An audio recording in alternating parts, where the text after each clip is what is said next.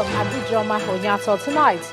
United Nations Secretary General Ban Ki-moon calls on world leaders to finance Africa on energy development. More trouble for Chief Olisa Metuh as EFCC arraigns him, this time for alleged destruction of evidence. APC senatorial primaries in Anambra mired in controversy as the process is declared inconclusive. And UK Home Secretary Theresa May accuses Russia's President Vladimir Putin of allegedly approving the assassination of ex-Russian spy Alexander Litvinenko. And on Business News tonight, Africa Development Bank boss confirms rapid implementation of interventions in energy projects across the continent. On Sports News tonight, President Muhammadu Buhari rewards Nigeria's sportsmen, women and officials who brought honors to the country in 2015 and the 1985 Golden Eaglets. And from Abuja, I'm Linda Akibe. Borno State government plans ahead, seeks National Assembly's help to engage war volunteers after insurgents are defeated.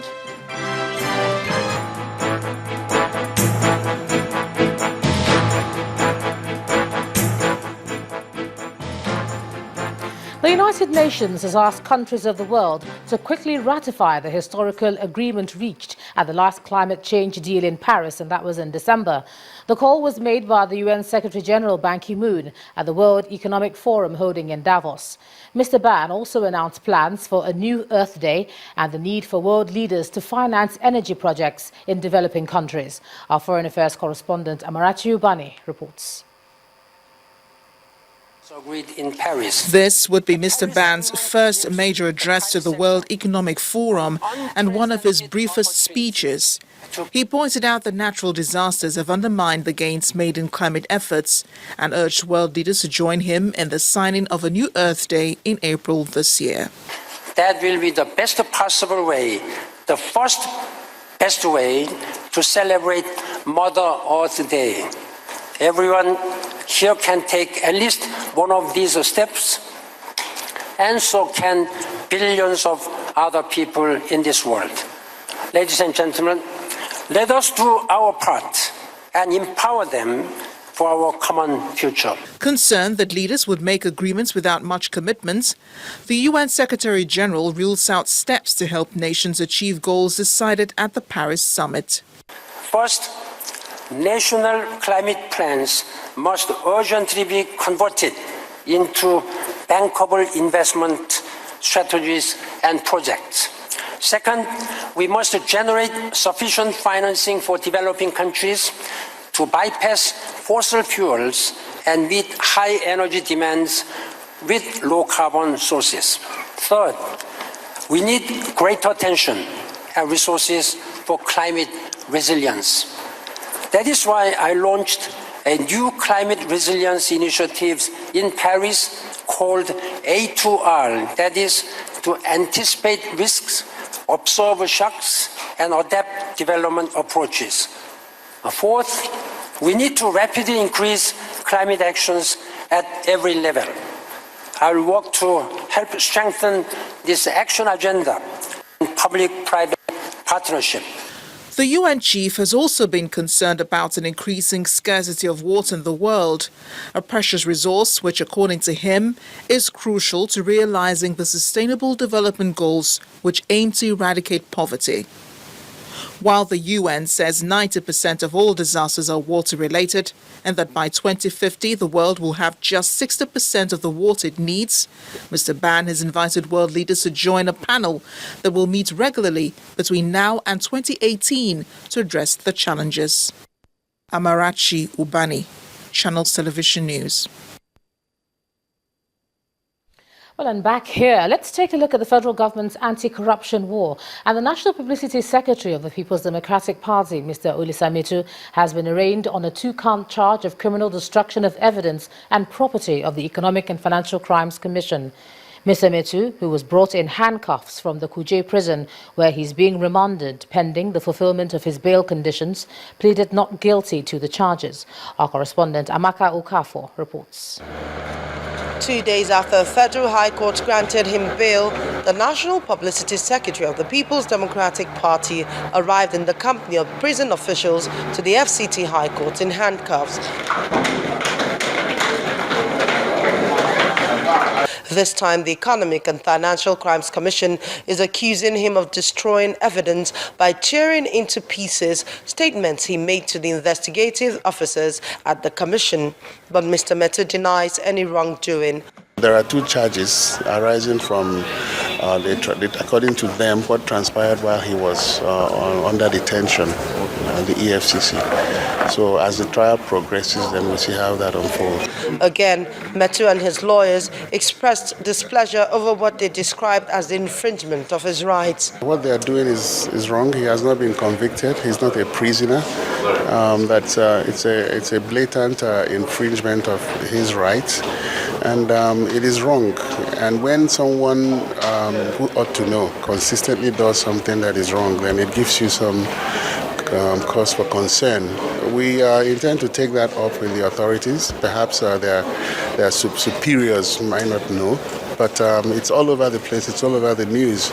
So we expect that by the next appearance that they would have called their subordinates to order. The charges for which Mr. Metuh is standing trial attracts a maximum of 2 years imprisonment. The Chief Judge of the FCT High Court, Justice Ishak Bello, who is presiding over the case, has adjourned to the 25th of January for hearing of Metuh's bail application. Amaka Okafor, Channels Television News. And the trial of the former National Security Advisor, Colonel Sambo Dasuki, in a case filed against him by the Economic and Financial Crimes Commission for alleged criminal diversion of over 19 billion naira, has been stalled at the FCT High Court in Abuja. This follows a letter from counsel to Colonel Dasuki saying he is before an election tribunal in Kogi State and urging the court to adjourn the case to enable him defend his client in the case before Justice Hussein Baba Ahmed. This sitting is for one of the cases filed against the embattled former National Security Advisor. The case could not commence following the absence of the first defendant, Colonel Sambo Dasuki.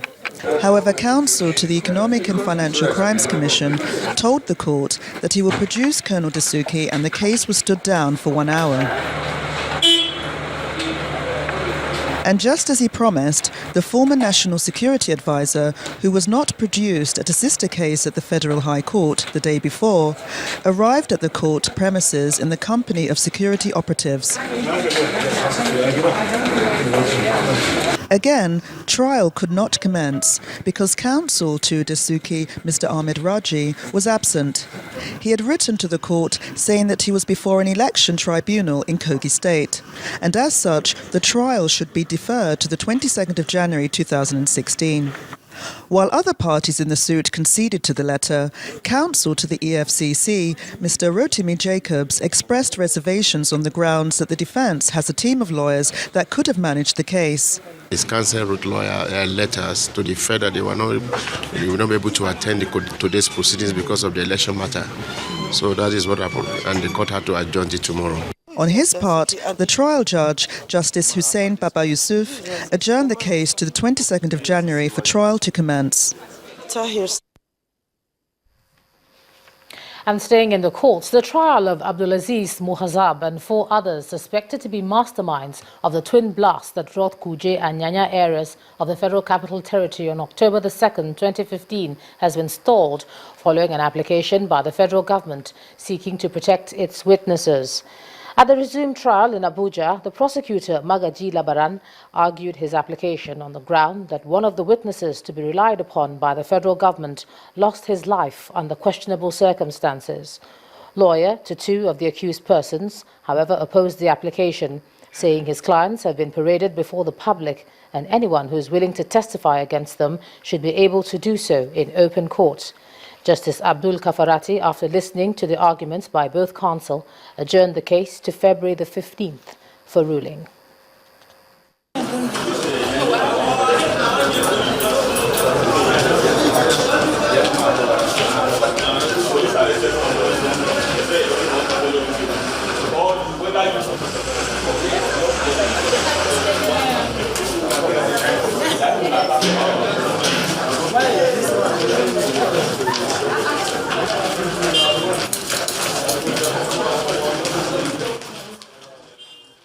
In part two, after the break, National Assembly continues debate on Budget 2016. That's in a moment. Do join us again.